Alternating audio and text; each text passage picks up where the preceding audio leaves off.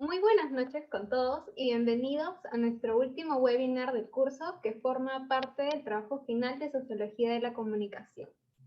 En esta oportunidad les hablaremos sobre un tema muy interesante que quizá algunos de ustedes conocían de manera muy superficial o simplemente no conocían. Estoy hablando de la utopía andina. Nuestro objetivo es que al finalizar este webinar todos ustedes se lleven un poquito más que solo conocimientos. Los haremos reflexionar, les haremos preguntas, les plantearemos problemas y les haremos conocer las soluciones, a fin de que tanto ustedes como nosotros nos sintamos mucho más identificados con nuestras raíces, que conozcamos nuestra historia andina, que sepamos lo que realmente ha ocurrido y está ocurriendo en el Perú. Por ello, tenemos un gran equipo de estudiantes que se ha preparado para esta ponencia especialmente para todos ustedes. Como presentadora tenemos a quien les habla, Tirsa Fernández. Para definir el tema está Ángela Miranda. Quien nos dará los antecedentes será María José Córdoba. Los autores serán mencionados por Erika Zamora. Samuel Vilca relacionará el tema con la actualidad y Abel Echevarría cerrará la ponencia. Antes de culminar, habrá un espacio especialmente para las preguntas, pero si tienen alguna duda durante la presentación, pueden levantar la mano o escribir por el chat y yo les daré el pase para que puedan intervenir. Bien, sin más preámbulos, comencemos. Por definición, nosotros conocemos que la utopía puede ser un plan o sistema ideal de gobierno en el que se consigue una sociedad perfecta y justa, donde todo discurre sin conflictos y en armonía. O también un proyecto, deseo, plan ideal, atrayente y beneficioso, generalmente para la comunidad, que es muy improbable que suceda o en el momento de su formulación es irrealizable. Pero, ¿qué es realmente la utopía andina? Ángela, ¿puedes explicarles a nuestros invitados lo que significa? Claro que sí, Tirsa. La utopía andina es un conjunto de actitudes y comportamientos sociales que busca la restauración de la sociedad indígena, derrotada y conquistada por los españoles. ¿Qué quiere decir esto? Que bajo la imaginación andina, la historia del Perú debería ser reconstituida por la reencarnación de un inca o por la reconstrucción de los pueblos indígenas que tienen sus propias tradiciones, marcando el fin de la época colonial, volviendo a nuestras antiguas costumbres. Y como ejemplo de esto tenemos a Tupac Amaru, que fue uno de los líderes de revoluciones indígenas. Por lo tanto, podemos decir que la utilidad de la utopía andina es el entender los problemas de identidad que habían en ese entonces. ¿Por qué? Porque luego de la conquista de los españoles, los traumas que se generaron en ese entonces, gracias a ellos, y por la creencia de que lo andino podría llegar a desaparecer, crearon una idea de salvación, seguir manteniendo las costumbres y también el imaginar el renacimiento de un inca, la cual terminaría la conquista y el modernismo. El beneficio de conocer este tema es que podamos entender algunos problemas que surgieron en ese momento debido a las circunstancias en las que se vivía. El querer mantener ciertas costumbres, ideologías y tradiciones debido a un temor que surgió por nuevos descubrimientos gracias a la conquista de los españoles. Claro que en ese entonces a los españoles se veía como carne y hueso, pero una definición que les daba a ellos podría ser de crueles, en fin. También vamos a poder entender las acciones que tomaron para luchar por estas. También nos damos cuenta que gracias a esto, algunas cosas no podrían haber funcionado, ya que algunas de esas comunidades no les hubiera gustado volver a vivir en el antiguo régimen y que ciertos aspectos se empezaban a adaptar. Majo, ¿nos podrías hablar un poco sobre los antecedentes históricos? Claro, Ángela. Como bien sabemos todos, la utopía andina fue el aporte más importante en la historiografía peruana en la década de los 80, para ser más exactos. Esta trataba de que reflexionemos acerca de lo que había sucedido históricamente con la cultura andina. Para poder hablar de los antecedentes de la utopía andina, entendemos que remontamos a los años 70, en donde los estudios históricos estaban influenciados por la teoría de la dependencia, la cual hacía énfasis en un análisis económico, ya que tenía el afán de entender el intercambio desigual dentro del mercado mundial, pero esta perspectiva tenía limitaciones para resolver ciertas problemáticas, por lo cual se originó un análisis más detallado y comparativo de las relaciones económicas, instituciones y las unidades productivas en espacios más finamente delimitados. A su vez, existía un debate político en torno a la inserción de América Latina en el sistema mundial moderno, desde posturas liberales, conservadoras, populistas y socialistas. Se formularon diferentes proyectos políticos. Sin embargo, todos coincidieron en un rechazo a la sociedad tradicional y en una identificación con los valores de la modernidad del progreso. Por otro lado, en la misma década de los 70, cuando se celebraban los 150 años de la independencia del Perú, el auge del régimen militar y un sentimiento nacionalista se hicieron notar en los siglos XVIII y XIX. A la par de ello, se recupera la figura de Tupac Amaru y se corría la voz del mito Incarri, el cual representa la constitución de la sociedad indígena y la resurrección del cuerpo inca.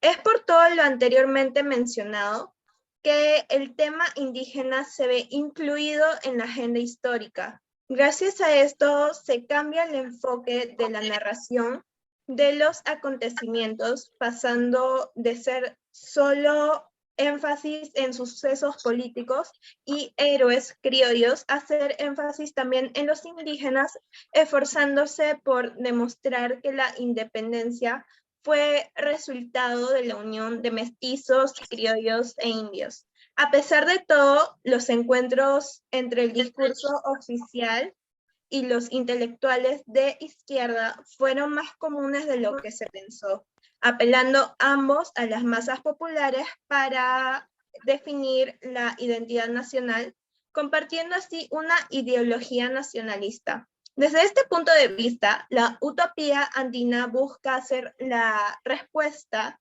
al problema de la identidad colectiva del Perú. Es así que los sectores indígenas aparecieron como los nuevos actores que dan sentido al devenir histórico.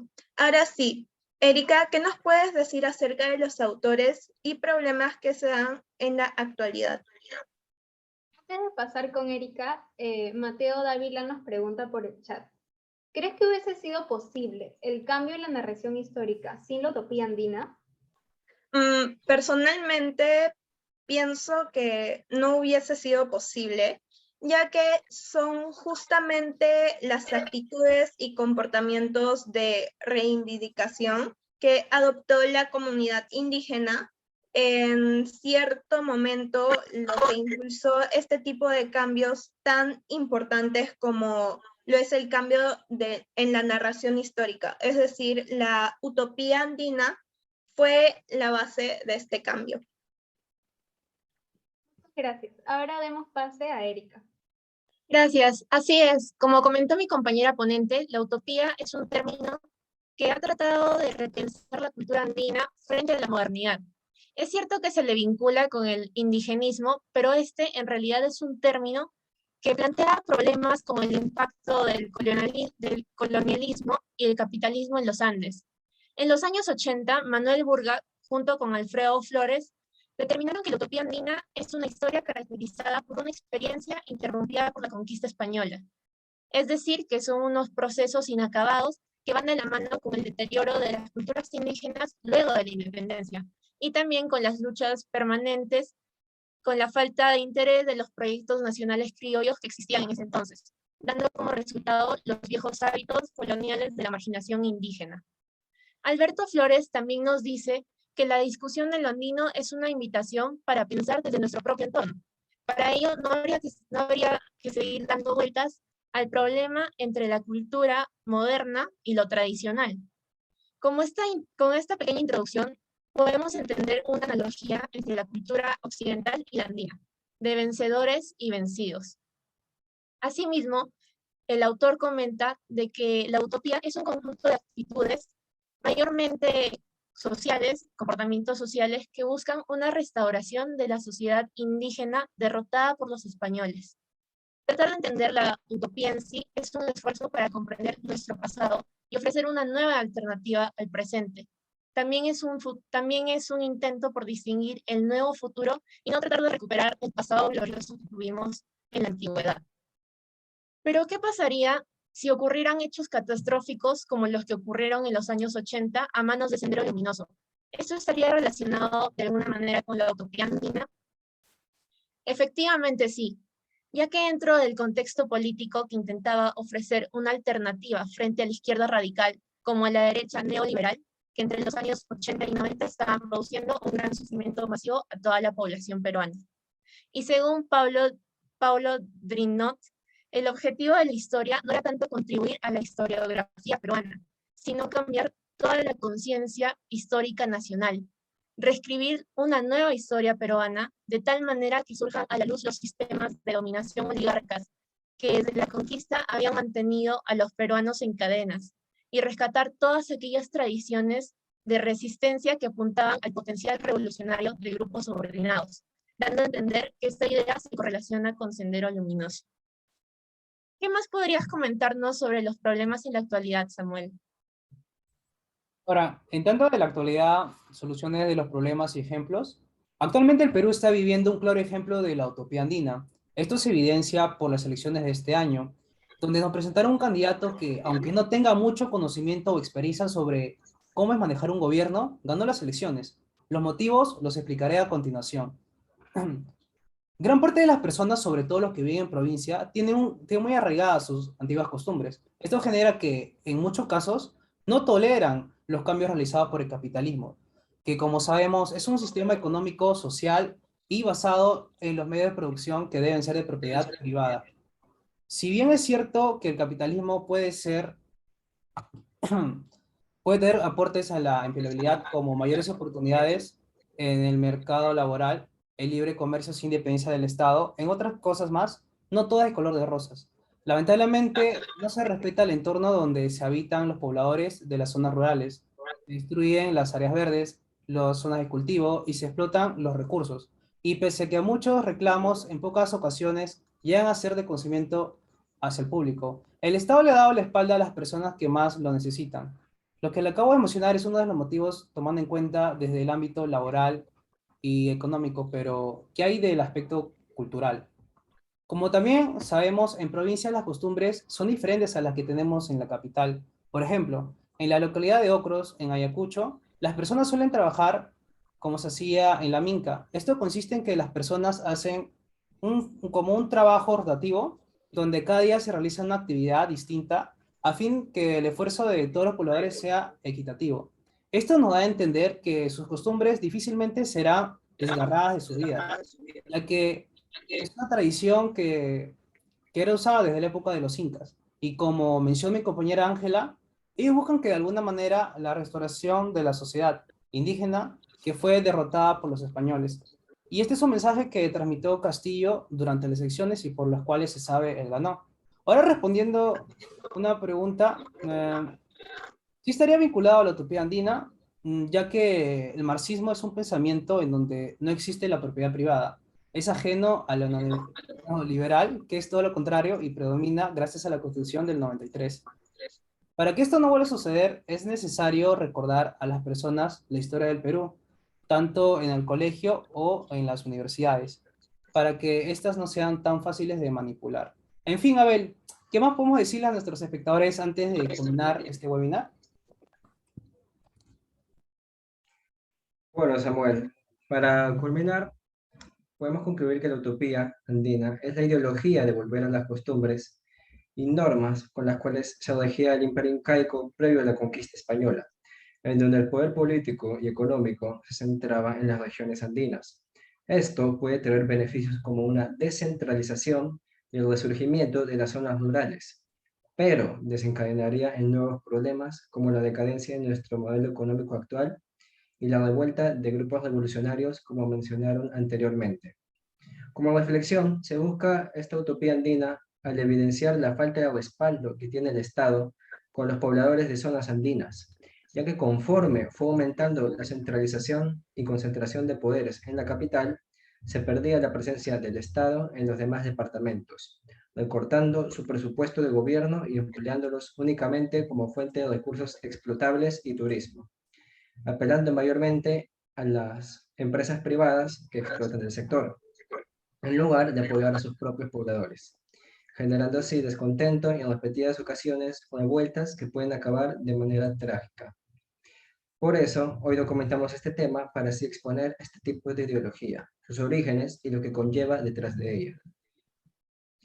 Y en esta ocasión, la pregunta que me toca hacerme a uno de mis invitados es, ¿cuál es el propósito de la utopía andina y qué buscan los pobladores andinos con esta ideología? Y para finalizar, quiero agradecer en nombre del grupo a todos ustedes, los presentes, por asistir a este webinar para conversar sobre esta realidad peruana que muchas veces pasamos por alto, pero que aún así compartimos con nuestros compatriotas de las regiones andinas y hoy se la traemos a ustedes en forma de una amena e interactiva charla. Muchas gracias por acompañarnos en este último momento a puertas de concluir un siglo lleno de aprendizaje y lazos forzados entre todos los integrantes de este grupo.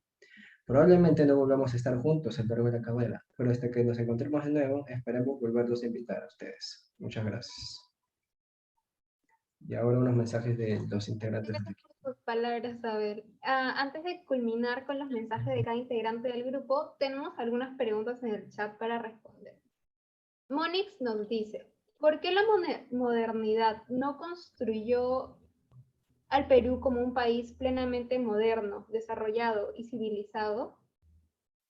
Bueno, porque básicamente la atención se centró solo en algunos lugares claves del país, y según Jerónimo Zurita, esto ocurrió debido a que se pensaba que en los Andes no existía la fuerza suficiente para poder expandir todo tipo de actividad, expresando así su total desprecio por la subjetividad andina. Además, la ciencia, la economía capitalista y el derecho moderno, al no tener un desarrollo sostenido y autónomo hacia los proyectos personales y de clase, ponían por encima los proyectos de interés, dejando el interés colectivo a un lado, dando a entender que la razón sin pilares sólidos pierde su efectividad y su misión.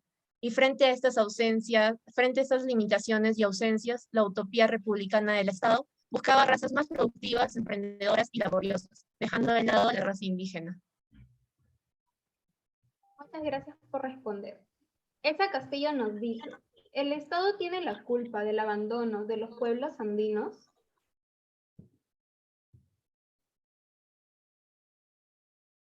En cierta parte sí, en cierta parte no.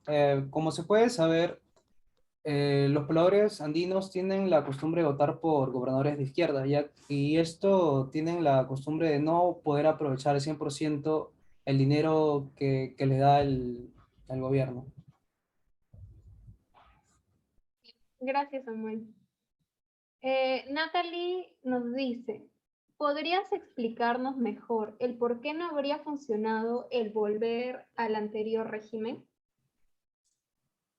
Claro, esto se debe porque algunas poblaciones no se sentían muy a gusto bajo un régimen incaico. Aparte que en ese tiempo ya se empezaron, como bien dije, a adoptar nuevas costumbres, que por ejemplo es la religión que empezó a tomar más fuerza, la vestimenta y también el lenguaje, sería entre eso. Muchas gracias, Ángela. Y finalmente, Larry Javier nos pregunta, ¿cuál es el propósito de la utopía andina? ¿Qué buscan los pobladores con esta ideología?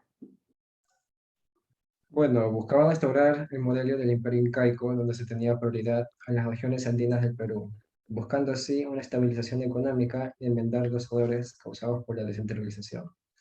Gracias por la pregunta. Muchas gracias a todos por responder y gracias a ustedes invitados por mostrar interés al preguntarnos. Bien, ahora para culminar vamos a pasar cada uno a dar nuestros mensajes finales del curso. Bien, yo realmente me siento muy feliz de la manera en que este webinar se ha llevado a cabo, porque todos pudimos intercambiar conocimientos que hemos adquirido durante todo el ciclo y los hemos podido relacionar con temas de la actualidad. Con lo que respecta al curso de Sociología, hemos podido ampliar nuestras habilidades de expresión, comunicación, además de investigación y sustentación de nuestras ideas. Pudimos analizar y reflexionar sobre lo que ocurre a nuestro alrededor y lo que pasa en la vida real.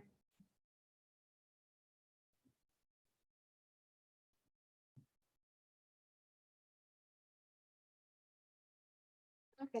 Ay, perdón. Estoy agradecida con todas las enseñanzas que me ha dejado el curso de Sociología, el investigar las actividades y los temas que hemos realizado de una manera didacta. También con ese trabajo, el cómo se ha realizado y desarrollado junto con mis compañeros, el poder conocer un poco más sobre este tema gracias a la investigación realizada.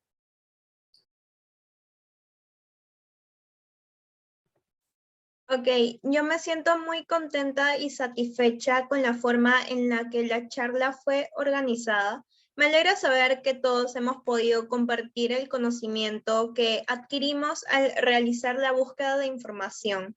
Por otro lado, gracias al curso de Sociología de la Comunicación, hemos podido desarrollar nuestras habilidades de debate, redacción y expresión oral, además de, por supuesto, poder reflexionar sobre muchas de las actitudes que hemos visto y vemos en nuestra sociedad, gracias a todos los temas que hemos desarrollado durante el curso.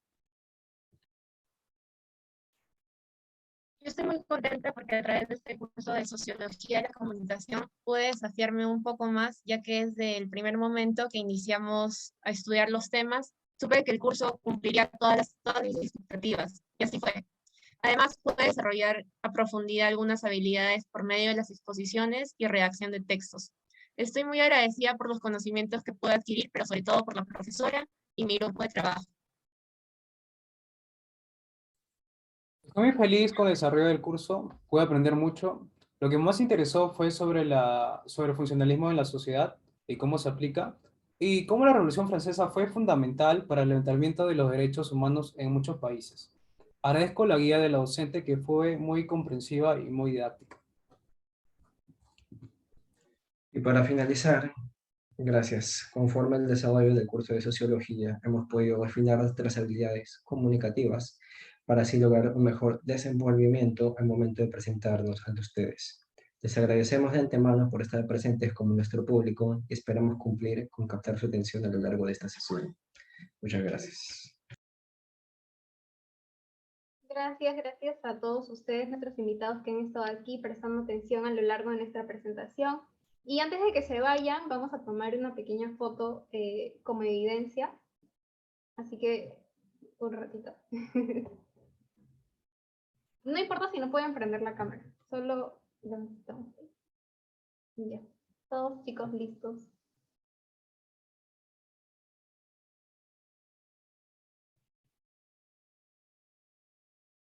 A ver, un segundo.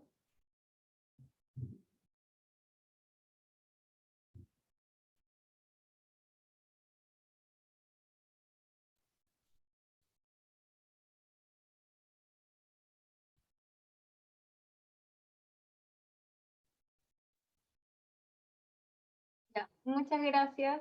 Gracias a todos y que tengan una bonita noche. Gracias por escuchar.